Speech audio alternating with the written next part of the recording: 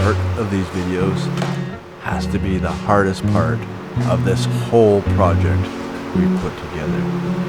Between walking around, making sure we have all our tools and our equipment, all our batteries are charged, then we got to look at what the project is and figure out, do we have all the materials? Have they arrived? Have we ordered them? Have they been delivered? And what was the plan for this particular piece? Because let me tell you, these windows have thrown my brain into overdrive. No exception. This has got to be the hardest project we've done to date on just trying to organize in your head on how it fits, how it forms, and how we're actually going to bring all this together. And after all that is said and done, now we got to figure out our video. How are we going to record us doing this, and when are we going to turn this camera on? And I am telling you, I racked my brain for hours just trying to start it all off. But for the video section, well, we've got to fly by the seat of our pants, and this is how we started it off. Leave a comment below. Let me know what you think about it. Welcome back, peeps. Are you ready for another DIY van build? Because today we're going to be using our corrugated plastic again, and I feel like it's one of those topics that we've done a lot of but haven't really spoke of on how we get there, because it's a great method to make those weird places fit properly without wasting wood.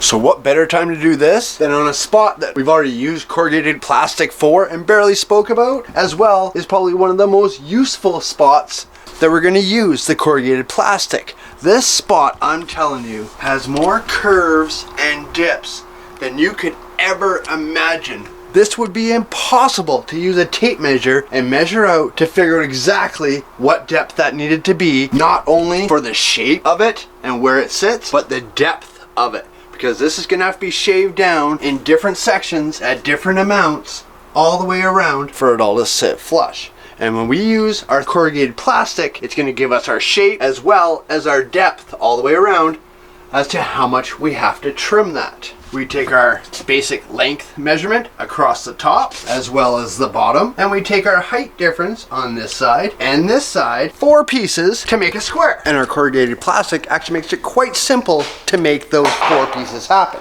So we want them to be about 1 inch wide. And on our corrugated plastic, you'll see the little lines inside there. And in this particular situation, we want 1 inch straight sections, which falls right in between that corrugation. So we'll just take our knife, push it down into that corrugation at our 1 inch mark, and just follow it down, and we very easily get a perfectly straight cut. And boom, we have a perfectly straight cut down that corrugated plastic. So easy, it almost does it for you. I love it. And once you've got them cut to length,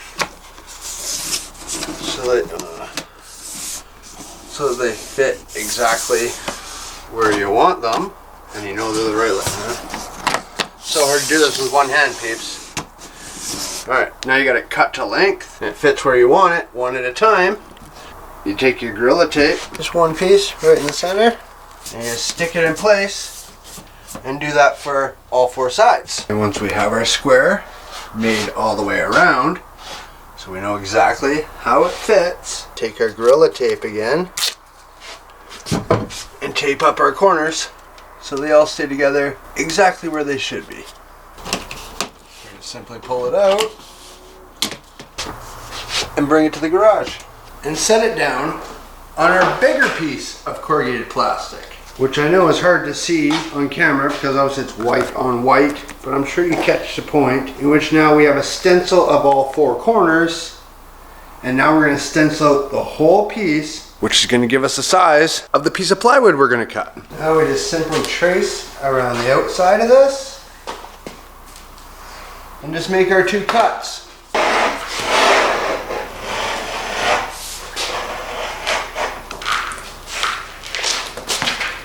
And boom, we have our piece that should fit that wall. But seeing we're also talking about the corrugated plastic, we should take a moment to talk about its closest competitor, which is corrugated cardboard. If you're gonna do stenciling in a van, you're gonna have to use one of them. If you use cardboard to template, let me find a box. See, as you cut pieces up of cardboard and you get them like this, as you start pushing them into places, the corners all get damaged.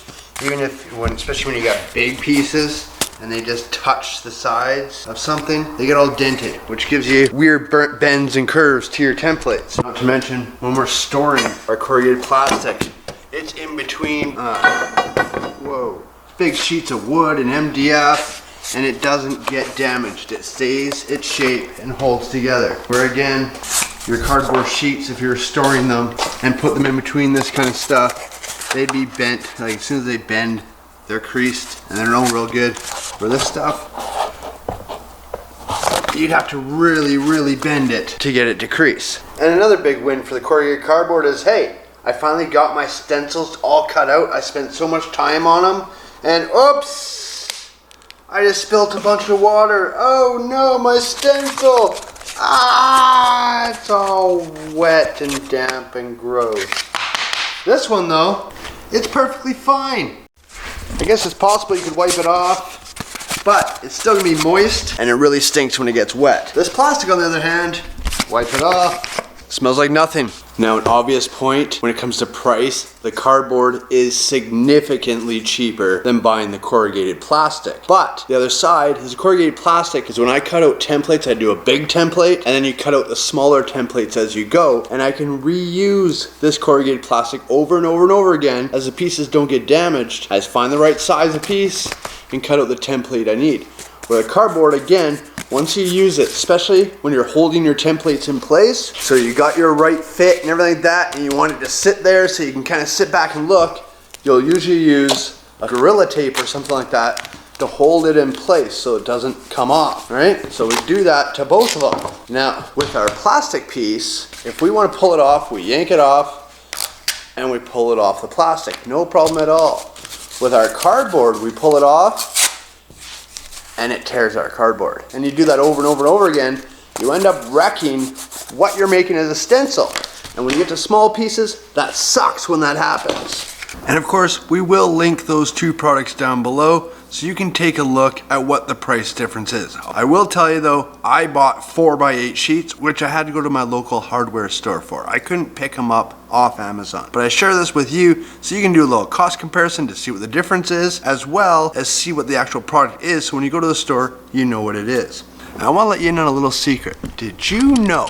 So obviously, when I post an Amazon link, if you go on there and you need a part for your Vanbuild, I get a small commission. It's very small. But did you also know? So when you're looking for product on Amazon, instead of going to your Amazon app, go to Dare's Drives and just click on one of my links. Then once you click on link, it doesn't matter which one you click on. And when you go to that link, then search in what you're looking to buy. And Amazon, because I sent you to Amazon, you didn't necessarily buy what I was showing you or promoting. You bought whatever it is you wanted. Toilet paper, toothbrushes, baby clothes, whatever that might be. But Amazon, because you went through my link, meaning I sent you to Amazon, they now pay me a commission, which means it costs you absolutely nothing. You're basically just taking a little bit of money out of Amazon's pocket and putting it into mine.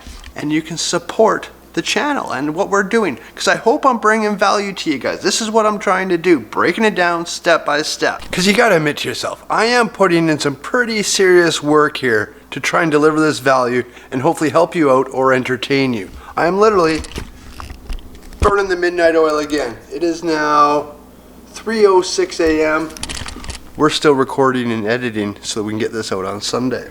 The literal definition of burning the candle at both ends. So think about that next time you're gonna use Amazon. Wanna help me out? Costs you nothing. Thanks, but of course, no pressure. Just letting you know. Now if you didn't know, you now know something else outside of just van building. And while we're at it, have you hit that subscribe button yet? No pressure, of course, you do you. But if you haven't, maybe you wanna do that. And if you have, hit that bell, hit that like button. You know that helps us out like never before.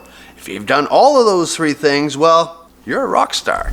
And then of course there's the biggest benefit of the corrugated cardboard, which we're gonna show you right now. And you can't do this with cardboard. We still need to fit this window ring into that piece somehow. And I believe this is one of the best situations for this corrugated plastic and stenciling. So another part of our project that we're going to be upcoming, we have bought these neon lights that are going to go into the van. Down the line, you'll see. Stick around. So with these neon lights, I'm going to take them, unroll them, and wrap it around our window ring. Now stick with me here. I know it's a little weird, but trust me. Like so. And I'll tilt you down and you'll see we brought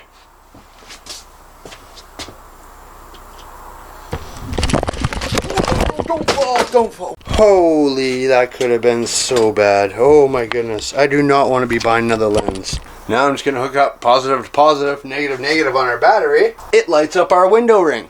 And how does that help us, you ask? Well, if we take our piece of corrugated plastic that we just cut to fit this hole in the wall, and we get it to fit in our hole exactly where we want it, you will see we now have a ring around here to make a really easy cut. Let's kill some lights. You can see it a lot easier. See? And now we can simply draw out that line with our pencil. And as simple as that, no measuring, we have the shape of our window frame on our corrugated plastic. I will say, I did brag about going in straight lines and following the corrugations on the plastic itself and how easy it was. When you have to make corners like this and you have to go over top of those ridges of the corrugations, it's a little more challenging.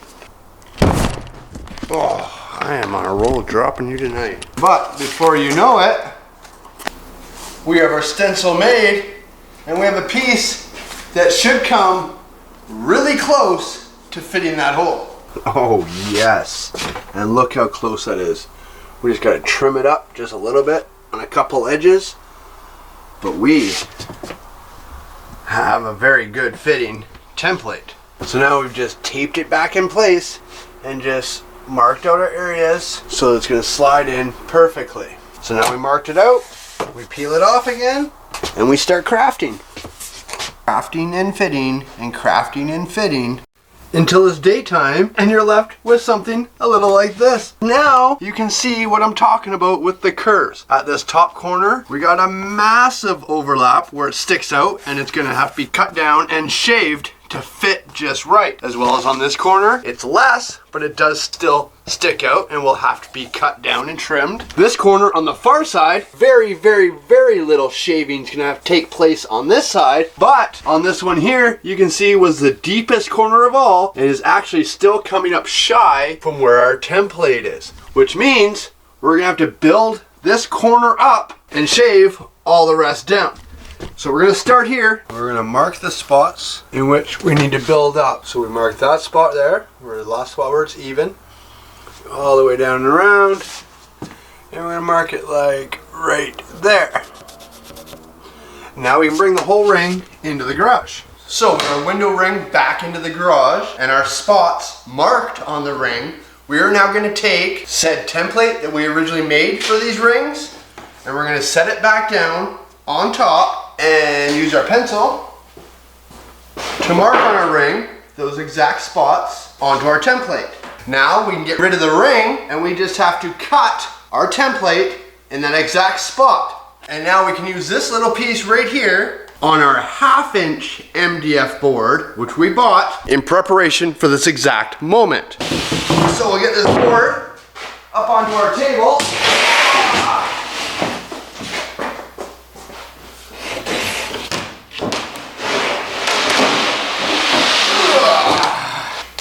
With our template, and we're ready to rock. And we're just gonna trace it out, and we're gonna cut this piece with our jigsaw like everything else. And just like that, we end up with a piece that fits our exact corner and should fill in that empty gap we have for that corner. Now, before we glue it, we should probably test it.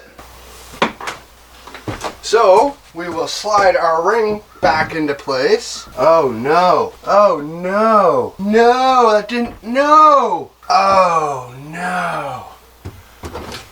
Oh, we're gonna have to pause this. Oh, guys.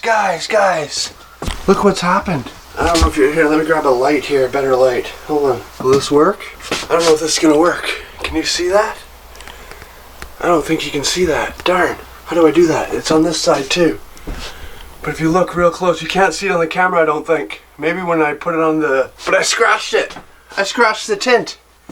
It's scratched right here. And it's scratched right there. Okay, let's just put this together first. So, we put our ring back in. Let's see if it's visible once this is in. Then, we put our template back in place. Once we get it the right direction. This way, I think. No, this way. Like that. Okay, we got our gap again like what we had before. And now we'll take the ring we just made and stick it over top of here. Oh, it doesn't get much more perfect than that, which means it's gonna work. So obviously we're gonna have to shave down quite a bit, but it's nice and flush here now. Okay, we're ready to glue it. But now my mindset, oh, I wanna look at it. I was hoping when we put the ring in, maybe you wouldn't be able to see the scratches, but unfortunately you can, right there. Right there. And there's a long scratch here, which is really hard to see. If you guys know me, that'll drive me crazy. There's no way I can do all this work and then be sitting here at my bench with a beautiful view of some sort and seeing those scratches in the tint. I can't do that. This is gonna affect the progress of our video for this Sunday because that window needs to be retinted. And I don't feel like doing tint again. If you remember that video, tag it here, what we ended up doing. I'm gonna do that again. I'm gonna have them come in and retint that window for us. Let's make sure the other one's not scratched. Done it to that one too. All the forming and fitting and bringing this in and out, I've scratched the tint. Shoot! But in the meantime, we are gonna glue this piece down, at least get that done, let it set, and we can start figuring out our angles and cuts. So we're just gonna take our glue, put it on this side here, as well as the side of our ring.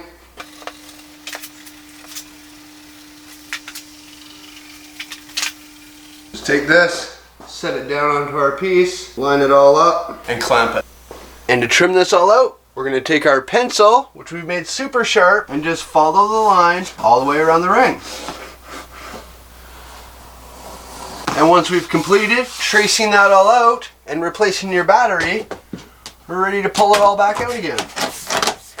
Which now you'll see, if I can get it to focus, it's left us with a line all the way around our ring that we now need to cut out and hopefully make it fit properly. So the plan is going to be use this jigsaw and just follow that line all the way around and cut the face of this off. And I'm really praying this works because if this breaks apart while we do this, cutting crosswise on the MDF, I've tested on smaller pieces, it seems to work. But if this shatters or breaks, we're redoing this whole ring.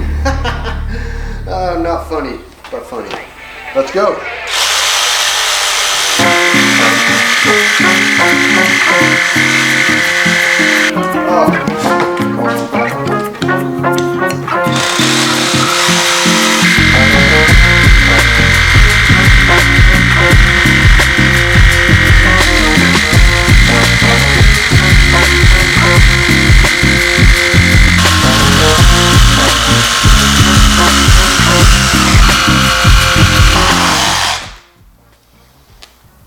And there we go. Once installed, we nailed it. We nailed it. Push that in with how flush it came out. But to move forward, I need that window tinter to come in before I can actually install it fully. And in the meantime, we're gonna pull out our trusty palm sander and some 60 grit sandpaper and start sanding every side of this ring from the outside to the inside to the outer edges, making sure it's all smooth. And this took hours to do both of them. And for the inner rings where we're going to put our fabric on them, we need those to be perfectly smooth so you don't see any ridges once they're covered. So what we have is this Alex Flex flexible spackling, which can work over our wood and will stay pliable enough that over time with vibrations and stuff through the van, it's not gonna crack. And we end up with, looky, now with that all sanded down, perfectly smooth, we can see just how nice that frame is gonna sit into our wall. So at this point, I'm gonna say we are ready to take our corrugated plastic one last time, and we're gonna cut it into our plywood. And for this part, we're gonna use the exact same plywood that we use for all the rest of the wood. So it's just a 3/8 sanded ply. We're just gonna use our template and cut it out like any other template. And then we have our official piece. Let's go see if it fits.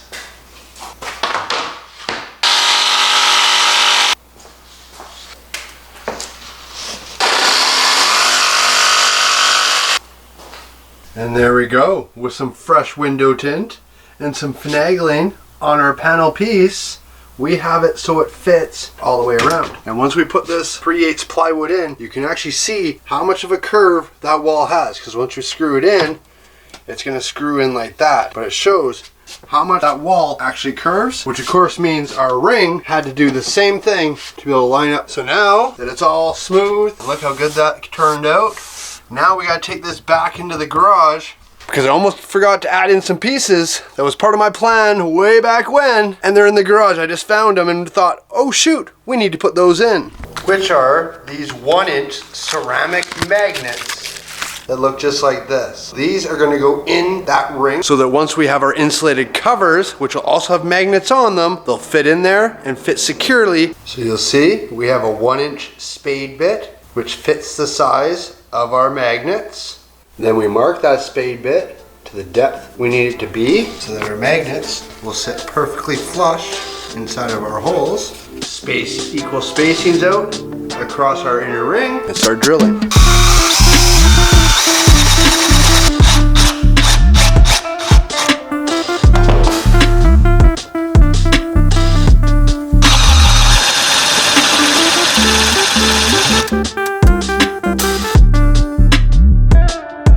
And these little guys get held in place with our PL premium glue. Just put a little dap right in the center, and we'll do that all the way around.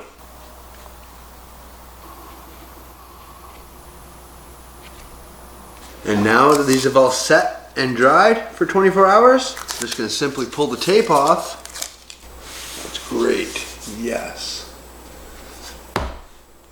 So now all that's left to do is we're going to wrap them. What? No, we want to fully wrap them. Fully wrap them. Why is this not working? What the? What?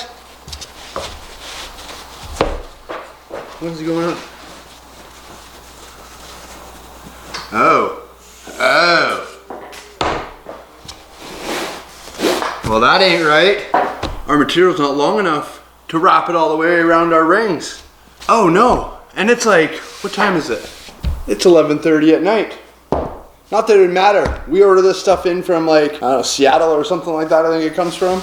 Like I could probably cut this in to strips wide enough to fit every straight edge and have this wrapped with this. But it means I would have 4 seams, like in our corners or somewhere along the line.